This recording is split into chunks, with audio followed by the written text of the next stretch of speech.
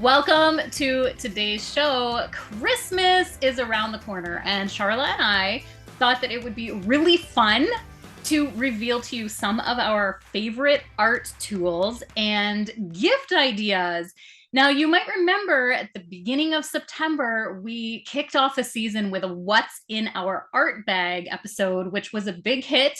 And on boldschool.com, we also offer a downloadable PDF showing what's in our art bag. Now, this show might have some similarities because we're going to talk about our favorite things, but I can promise you there's some big differences too. So stick around to find out our favorite things. But before we get started, Charlotte, I have to tell you what actually went down while we were on lunch break. Okay.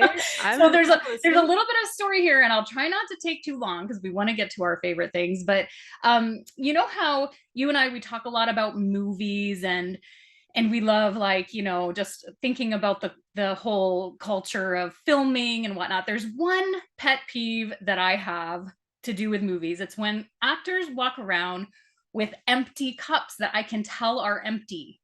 I don't know if you've ever noticed that, but like they'll be walking down the You street, can, know that it's too light and that they're faking it with an empty cup. Yeah. Well, on lunch, because we knew we were going to break out the Christmas spirit here on the Bold Artist podcast, we had talked about getting ourselves like cozy drinks. And I'm in my studio downtown and I thought, I'm going to splurge. I'm going to go not just to Tim Hortons to get tea because, you know, it's really affordable at Tim Hortons. I thought I'm going to splurge and go for the expensive tea that's a few blocks down. I walked all the way and got myself an expensive tea, came in the studio and dropped it. It's all over the floor. And so I'm going to be that podcast host with the empty cup today. So funny. I'm truly disappointed. Like, in the bottom of my heart, I'm disappointed that my tea, I was so looking forward to it. I was going to sip it with you and talk about our favorite things with a cup of tea. Well, It's on I'll just divulge the secret of mine because I've got a Starbucks. And I like, because we talked about this, but I actually didn't plan to do it. But my husband was out this morning and he called and it just worked out. And I was like, yeah, bring me home a coffee. So I've got one, but it's cold because it's after lunch and we were working and I didn't drink it all. And I was like, I should put a hot tea in here so I get the vibe of like a hot drink. Yeah. And then I was like, I forgot. So then I was like, well, maybe I should just empty it out. And then I was thinking about, no, people can tell when it's empty because Right. that's the Right. cold coffee. I know. And I'm going to pretend I'm sipping a hot one. Okay, so Charla is sipping a half empty cold Starbucks, and I am sipping nothing. And hopefully isn't how our Christmas is gonna go. But it's the vibe of early December, Christmas crazy, you know, like by mid to late December, we'll be having our hot like eggnog lattes. Promise you, by the time the December Bold Artist podcasts are over, we will have a full hot drink on the show. But for now, we're faking it. And welcome to today's podcast. I'm excited about this one. And I think that not only is it going to give you great gift ideas for the holiday season, but it's also going to show you a glimpse into a little more of who Charla and I are. You know, as so many of you follow the show, and you're either watching on YouTube on the Bold School channel or you're listening on audio apps, you're hearing a lot of, like, we share our thoughts, we start conversations, Charla shares her expertise of her years in the art world, and we talk a lot about, I'm going to call it business and the business of art and serious things, but we have a totally fun side of us too. We have a fun and very interesting diverse taste in all of like life around us, whether it be art or lifestyle, and we thought it'd be really fun to share it. But it is from an artist perspective, so there is definitely the twist here that we're keeping it through the lens of an artist, but sharing with you our favorites. So Charlotte, where would you like to start today? What favorite item do we want to pull out first? Let's start with favorite things in our studio and get people all inspired for what because it's still early December. So you still have time to get some stuff on your list. So if there's anything here that's inspiring to you, you can get it on your list. Let's start with what our favorite things to have in our studio which is how we set the scene. We trigger ourselves to go into creative mood, creative mode. I'm not sure what the right word is, but I'm all for like setting the scenes. When I sit at my easel, I can paint, and that's all year round, like every season. So we need to, we both talk about this, how we have our favorite things around us to get us in that mood, so we're in the right space to create. So that's what I'd like to share with everybody, because we aren't Oprah and we can't go a favorite thing for you and a favorite thing for you. We can't give our favorite things away, but we can tell you what our favorite things are. Tell you what you should buy. Yeah. So do you want to start? Show me. Reveal. And I should say this, that so many faithful listeners are on our audio apps. And once again, this is a show that is probably better for the YouTube viewers, because we're going to hold some things up to the camera. So if you're on audio, I apologize for the lack of visuals, but I'll try to describe. I know you're running on the treadmill or driving in the car and you're highly entertained by Charla and I talking, and I'll try to be as descriptive as I can, but you might want to hop over to the Bold School channel and see what we're holding. Yeah, see some of these things. So my studio last year, if you were watching a year ago, my studio was, my desk was flipped and you could just see my art wall. But this year you can see my studio behind us. So you can see a couple of things, which one is right there, which is my salt lamp. And I have those in every, not every room, but almost every room. My kids have one. We have a really big one in the living room. So this one I love because it's like perfectly round. It's like this weird dome, whereas all the other ones are natural shaped. But I love my salt lamp, and that one is pretty much on all year round in here.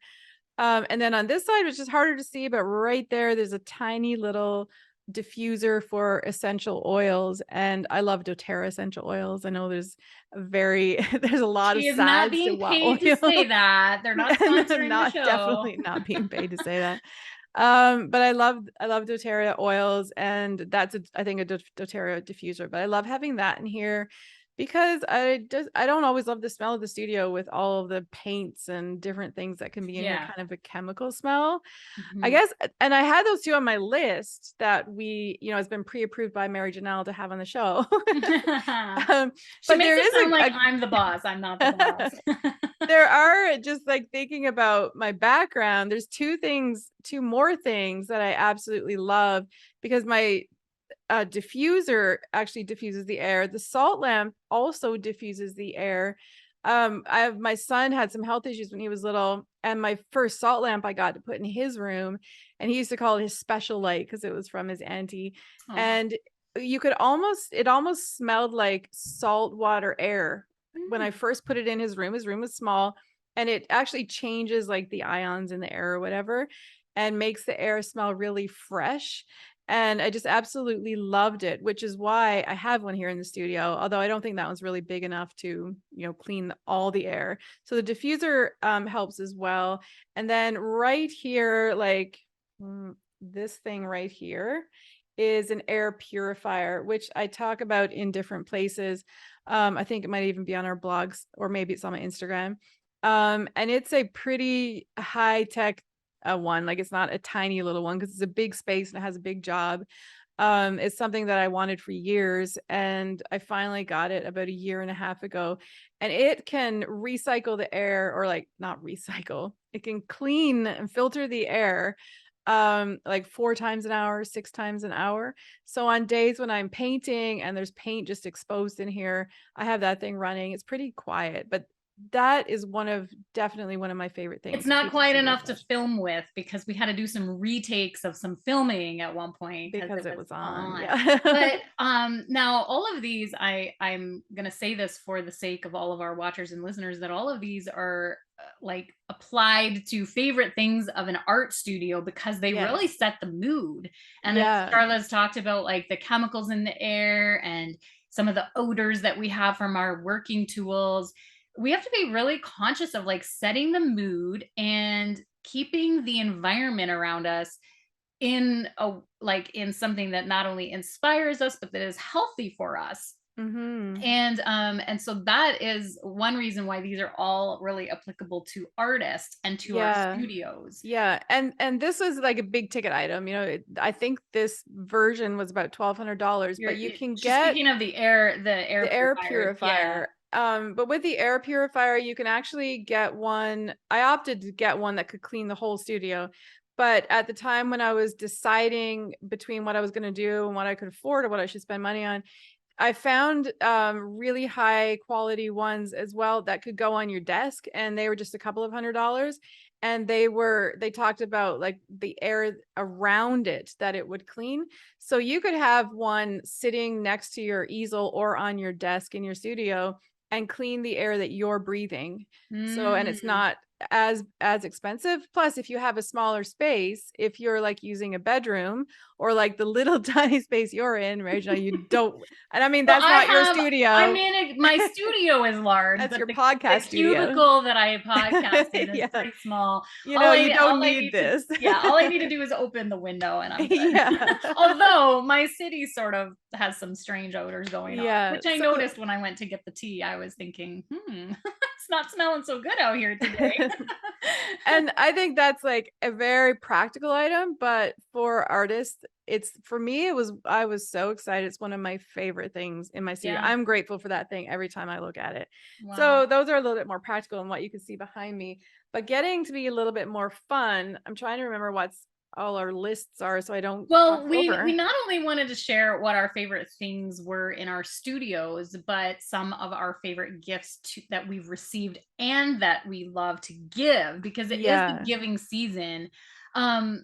You know, as far as the things in my studio, I have to say Charla actually stole two of my ideas, because I'm the one that said my salt lamp and my diffuser. You said them both.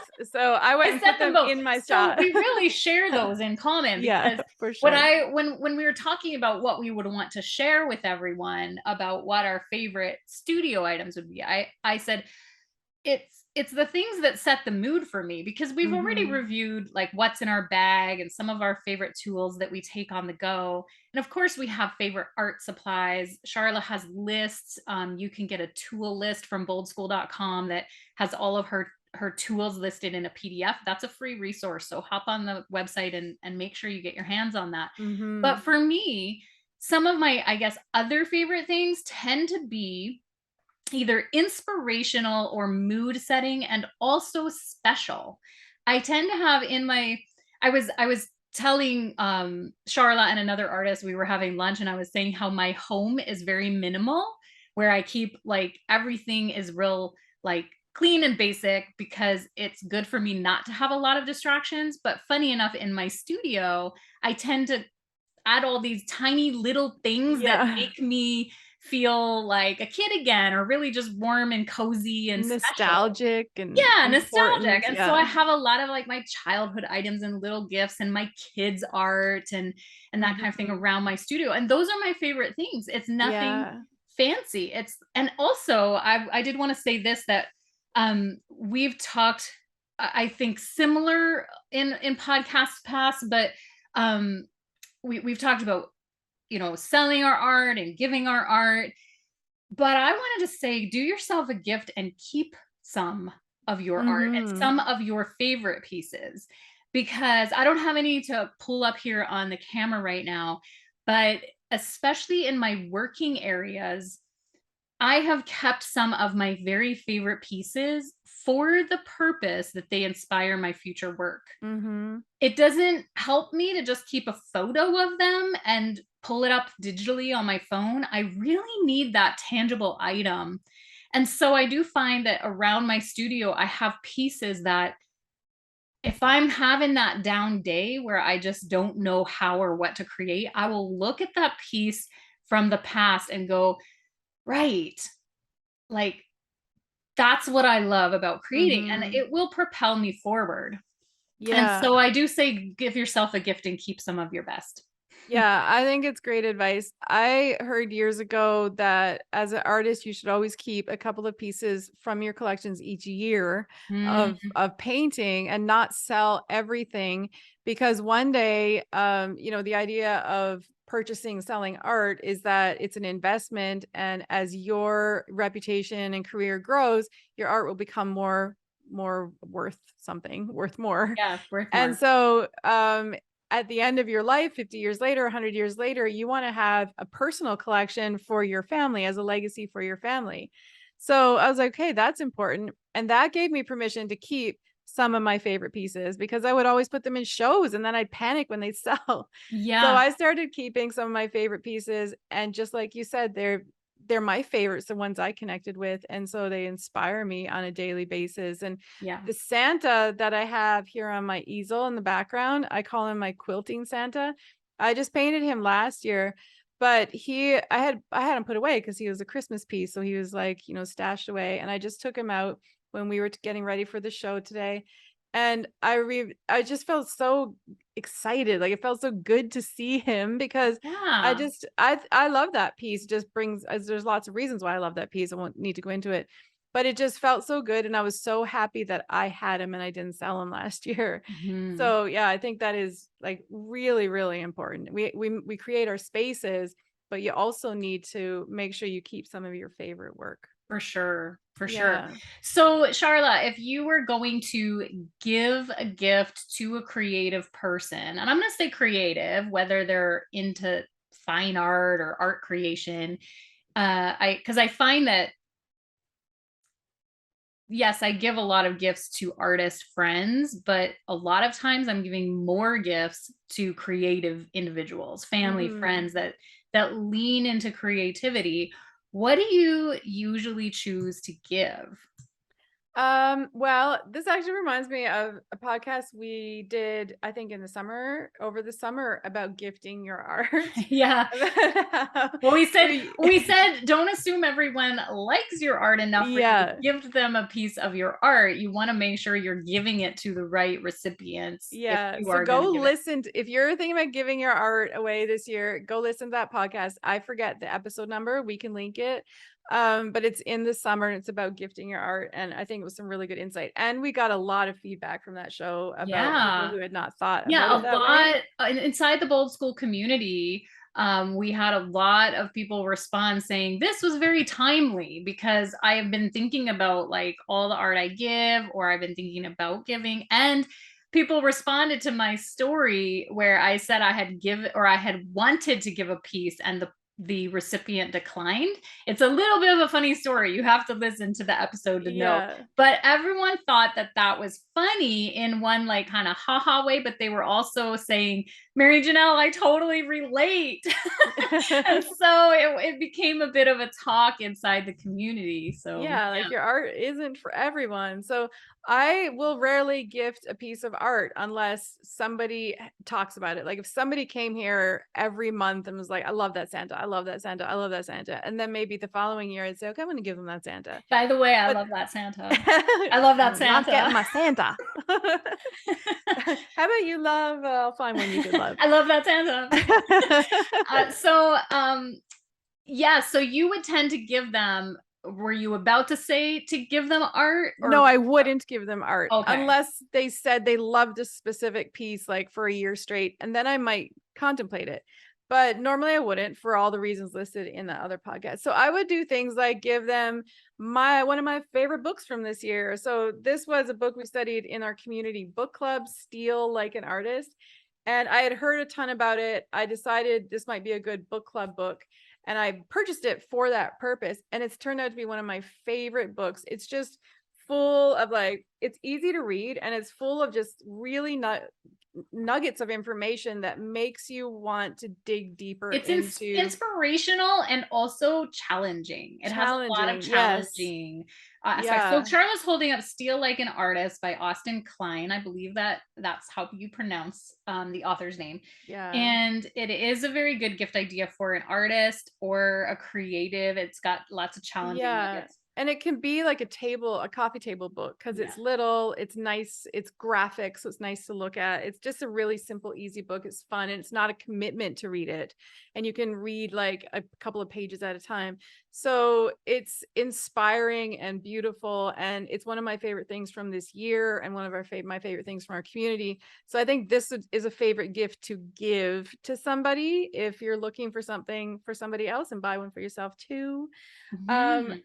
Something like, I do like to give art, but it wouldn't necessarily be one of my giant original pieces. It would be something different. And one of the things I like to make and give is my felting, which Yeah. I searched high and low and couldn't get out my Christmas boxes to get a couple out, because we don't have our tree up yet.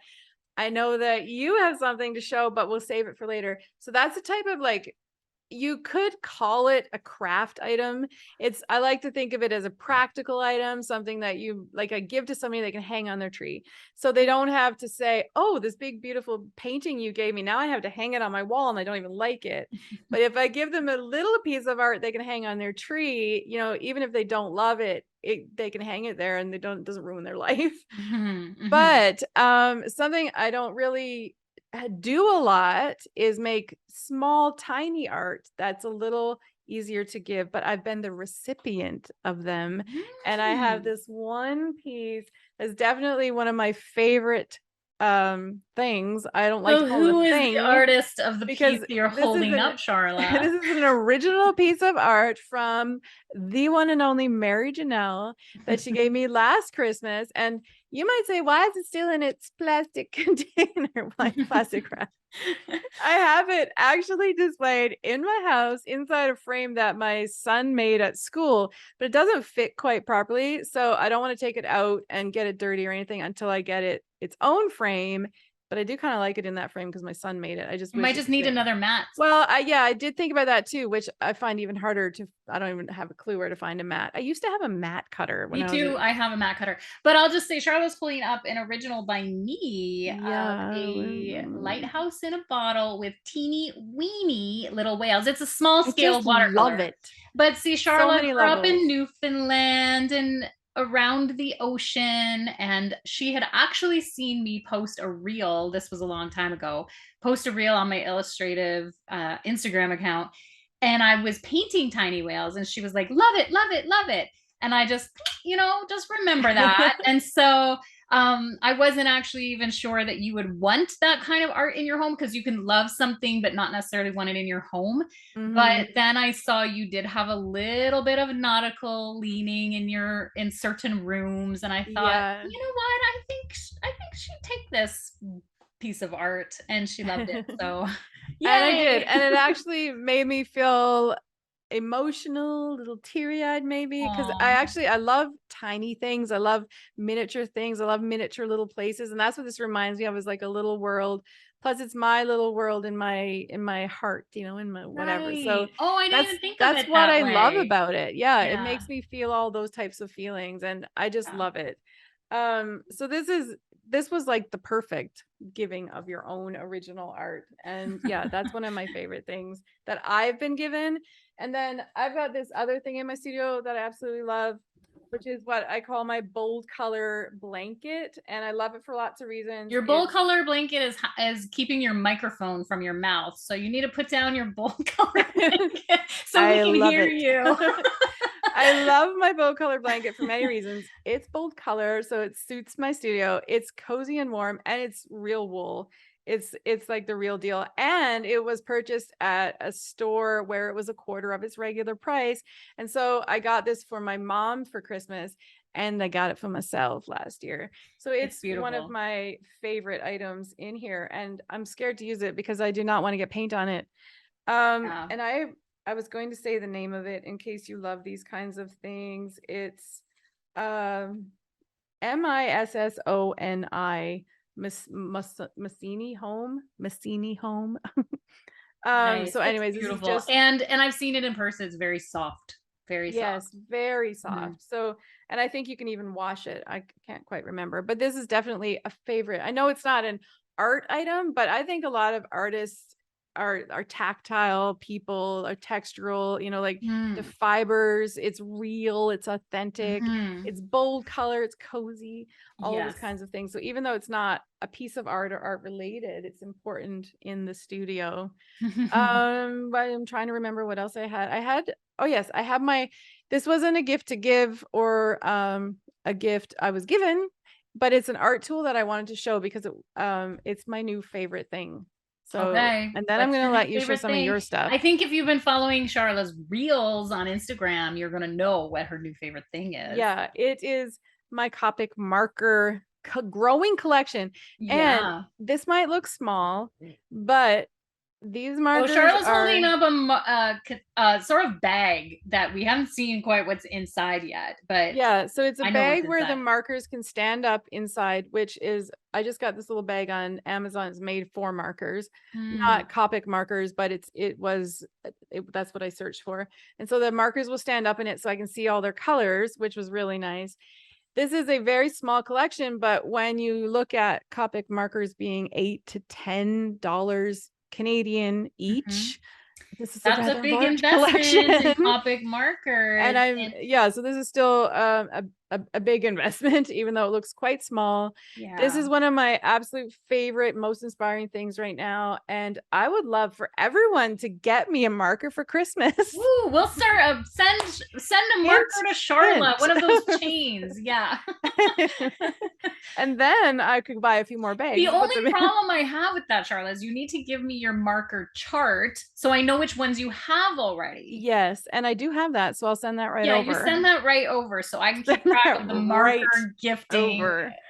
Organize the marker gifting campaign. Yeah, so Copic markers, you don't need every single marker. You can actually start a pretty practical collection right off the bat, but they're my favorite things because they're fun, they're easy, they're bold color, and you can just work away in or out of your studio. But I've talked about them lots on the podcast. Yeah. I am just looking around quickly. I think that's a lot of my list. So if I was going to give a gift to a creative person, first, you're going to think about who the person is and what they're going to want. But if you're looking for sort of a general gift of just, I love to give someone possibilities. Yeah. And so to me, a gift with possibilities is a journal, sketchbooks, and books that open up the mind and the heart in a really inspirational way. And so, you know, that tends to be what I would lean into as far as giving someone possibilities. I have samples here in the studio, but I think that when people go shopping, they'll find what they want. But there's lots of gift shops that have beautiful hand bound journals, and I was given one last Christmas, and I tend to love to give those as well. And I'm an artist, and I would totally love a leather bound, hand bound journal like the one you're holding. Yes, and I like that Santa. What kind of show is this turning into? I'm just what are Charla and Mary Jill gonna give each other for the holiday? We're just validating each other so much right now. Yes, well, while we're validating each other here, so this is about our favorite things as artists, and you know what inspires us to give and to receive. But I do love to receive handmade gifts. There is something very special about what is made from the hand and things that take time. So if I can get a little deep and insightful here, you can replenish money, but you never replenish time. And when someone gives you the gift of their something that you know they poured time into, they gave a piece of their life they're not going to get back. Yeah. And so I have felt that way about when I mentioned like my kids giving me art, or people giving me things that are time consuming labors of love. And that they brought from inside of them out into the world. I'm very sentimental about that type of thing, that type of gift. And last year, so I had this sort of hint that Charla was going to be giving away some of her felting. I kind of knew, okay, well, there might be some felting gifts given away at Bold School.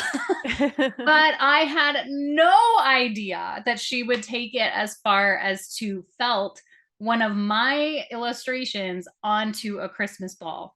So I need to hold this up, and please, if you're listening on audio, do hop over to YouTube to see this, because first I'll show you that this is one of my little illustrations that is a Christmas card that sells at like my local gift shops, and it had been for a while available on my website. And it's a really cute chubby mouse holding a gift package. It says joy, it has snowflakes, and this is just like a Mary Janelle style illustration. Original. It's an original, although it's a reprinted card. And I had this out there floating around. I don't know if Charla had a copy or how she got a hold of it. But Instagram. And then I went and opened my Christmas gift last year, and she had taken hours upon hours of her life Upon hours to felt me the same little mouse that is on the card. He's so cute. He is so cute. And she had a hard time. I don't know, you can't see it on my webcam too good, but he has a teeny weeny little nose that comes out of the Christmas ball, and she had a really hard time with his nose, and she would redo it.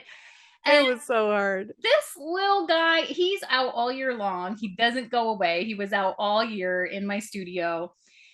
And you know, when you have gifts like this that are the labor of love of someone's time, but also that they were very thoughtful. So like there was a lot of thought behind her recreating my illustration. And so when it's that meaningful, it's also inspirational to have those items out in your studio. It brought me a lot of like, wow, if Charla believed in my illustration so much to spend all that time, well, today I can illustrate and feel good about it. You know, I don't know, that's kind of a funny connection, but it brings a lot. Uplifting. It is. Yeah, it is uplifting. So thank you again. And I'm glad that this mouse has made his debut on YouTube, and I just love those types of things. I love making those types of things because it's different process than being in the studio and painting. Yeah. And to be able to sit and make something that is original from my own hands and be able to give it for Christmas is fulfilling and fun and all of these types of things. And I think that's why people love to give their art, because they put love and care into the creations of, you know, their paintings and work, and why we want to be able to give them away. But it's just, art can be so subjective, you know, like people have to connect and love it. So these types of things are equally, you know, as beautiful and sentimental, I guess. And that's what I love about doing it. It's hard to find the thing that you love to do outside of your studio. But for me, that's one of the things that I just love. And I get my felting out every fall, and I'm already working on stuff for this year. So oh, I know, it's exciting. So in closing of today's favorite things show, do you have anything else that you want to add?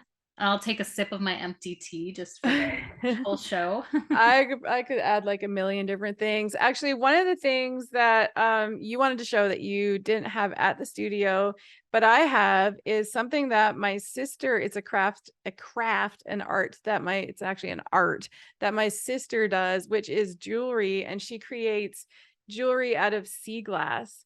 So this is one of her rings, and I just absolutely love them. She travels to Greece every year in Newfoundland, and she actually purchases it from different sea glass collectors around the world and makes these amazing pieces of silver, and sometimes a rare opportunity you can get gold.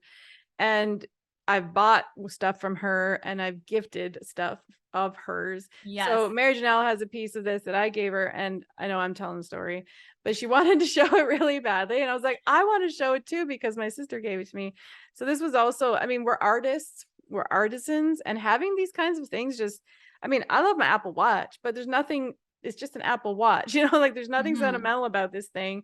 But when I look at this ring that's on my finger, it just has all the feelings, everything's attached to it, and it's real, and it's, you know, it just adds layers and depth to your experience, which I believe adds to your art experience when your days and your spaces can be filled with these types of Yeah. beautiful, important, quality, real items. You know, they're real. They're not HomeSense. Weren't bought at HomeSense or Winners. Yeah, I love HomeSense and absolutely. Winners, but Yeah, absolutely. There's a time and place for all of it, for the store-bought goodies and for the handcrafted items that you can never replace again because someone's love and time was poured into them. So hopefully this gives everyone some ideas. Now, you had listed out some very specific ideas, kind of going in order of like less expensive to more expensive, and I'm gonna just put them out here now. Charla, are we going to provide any kind of list or resource like on our blog or anywhere on Bold School, or well, there is a gift list for 2021, and more than likely there will be one from 2022. I just know it's not ready yet. But last year's list, I actually looked at it recently when we were planning the show, and I still love most of the things on that list. Our supply list that's on the homepage at boldschool.com has a lot of really amazing items in it as well. So if you're a practical gift giver, or you're looking for things to put on your list, because we all need to be making those lists too, Mhm. go and grab that list on the homepage at Bold School, which is our supply list. And it's extensive. It's got a lot of ideas, from really like inexpensive items to go all out Mhm. items for your gift giving. So that's a really great resource, I think, because it's more extensive than a 10 best items list or something Mhm. like that. Absolutely. So, but here's some ideas to close off the show, going ranging in less expensive to more expensive. A tube opener, but you have a word here, Charla. Gripper? It's called Gripper, Gripr. It's just this like little black tool that grips the cover of your paint and turns it up. I talk about it in all my class work Okay. because I used to use my teeth, and so it's just a way to get those stuck. Don't ruin the teeth opening your paint tubes. Get a gripper Yeah. tube opener in this great stocking stuffers. Leather brush roll, the book The Artist Way. Now that's a bit of an intensive book. So if you're looking for a lighter hearted book, that would be the one that Charla held up, called Steal Like Feel an like an Artist by artist. Austin Klein. But the book The Artist Way is a deeper dive. Definitely a good book though. Excellent gift for someone For who, an artist that's yeah, for an stuck, artist that's right? stuck. Yeah. Portable art bag, Copic markers, a book about their favorite artist, like inspirational or books with their favorite artist. Art Yeah. is really good. And then going a Yeah. little more expensive, tabletop easel. Now you have a box here that I'm not quite sure what is this box, I'm not Charlotte? sure how to pronounce it. It's like Procade box or Procade box. I'm not totally sure, but it's these tiny. I want one of these too for anybody looking on my list. They're just so cute. There's just these tiny little portable boxes that you can take your little sketchbook and your little paint set in. They've got little tiny drawers and little hooks, and they're so Okay. cute. Where do It's you get them from? well, people like hand make them on different Okay. websites. I think you can buy versions on Amazon. They're just these tiny little cute little portable things that I imagine like going to the top of a mountain and painting little mini landscapes. I Mm. don't do either of those things, but I just think that'd be It super cool makes to you have. want to, right? And Yes. then, of course, more expensive would be an iPad, the iPencil, the Apple Pencil, I should call it, Procreate, which is For the digital a artist. digital art program Mm. for the iPad. Prints from their favorite artists, a leather made anything, so textiles and authentic, real like Like items that bags are and handmade. boxes, like storage items, things Yeah. like that. Anything made out of leather, that authentic material, I think there's Mhm. just so inspiring. And then getting to more of the sentimental, special side of things, of course, then there's the sketchbooks, watercolor pens, a homemade apron for the studio, which we've had debates about whether or not everybody likes an apron, but aprons are a good thing to Well, consider. homemade, like made out of denim or made out of some kind of really interesting fabric, like Right. not a frilly one from the 1970s, maybe, but Online classes. Now you can find online classes at boldschool.com, and you might have a creative artist or person in your life that has been wanting to join Bold School, well, Mhm. consider that as a gift. We have subscriptions, we have community passes that, like, there's just an array of ways that you could get them involved in our art community as a gift. And that's a pretty cool gift. And that happens a lot. We have a lot of artists that say, now sometimes it's the artist that gives the idea of the gift, but they do come in and they say, I was given the subscription last Christmas or for my Mhm. birthday or whatever it was. And they're like, it's the best thing I've ever had. So Mhm. people do give it. It's a really beautiful, worthwhile gift. Absolutely. Yes. Yeah. And then framing their art. So, like, if they have kept a piece of their art in their studio because of, like, the reasons that Charla and I were sharing, where it's really important to them to keep their art and it's sentimental. Well, being sneaky and framing it is a really, really great Mhm. idea. Showing them that you appreciate their art, that it's valuable. Another really, really creative gift would be to purchase their art as a gift. So investing in them or Yeah. making some kind of gesture that says, I want to invest in you as a creative person, as an artist. I want to purchase this piece. That's really a creative angle because you're not only, giving them a monetary, like what they've asked for the art, but you are showing your support in that way. So that's kind of a neat angle. Mhm. And did you say a massage because you know Yeah. how hard artists work? That's a good Seriously, if one. you gave an artist a massage and you say, I know you work really, really hard and you deserve to like Yeah. take care of yourself, because so many people think artists live the life. It's such a great life. You get to do what you love all the time and you're just inspired all the time. But Yeah. art is a hard life. It's a hard business.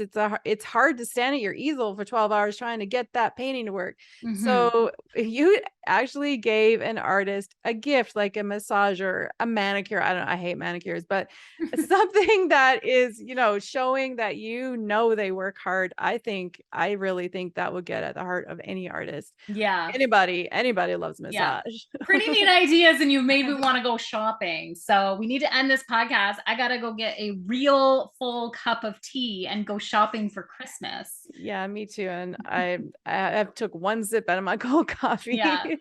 So thank you everyone for joining in here at the Bold Artist Podcast. I hope that you've been inspired by some of Charla and my favorite things that we love to have in our studio, give and receive. We hope that you join us throughout this whole entire holiday season because we have all kinds of special, heartwarming, inspirational episodes ahead of us on the Bold Artist Podcast. You can find us on boldschool.com. Don't forget to hop on that newsletter to get all of our updates. And don't forget that there's resources, classes, and community on boldschool.com. Lots to get involved in, lots to give over the Christmas holidays. And then find us on Instagram, Bold School Inc., and YouTube, the Bold School channel.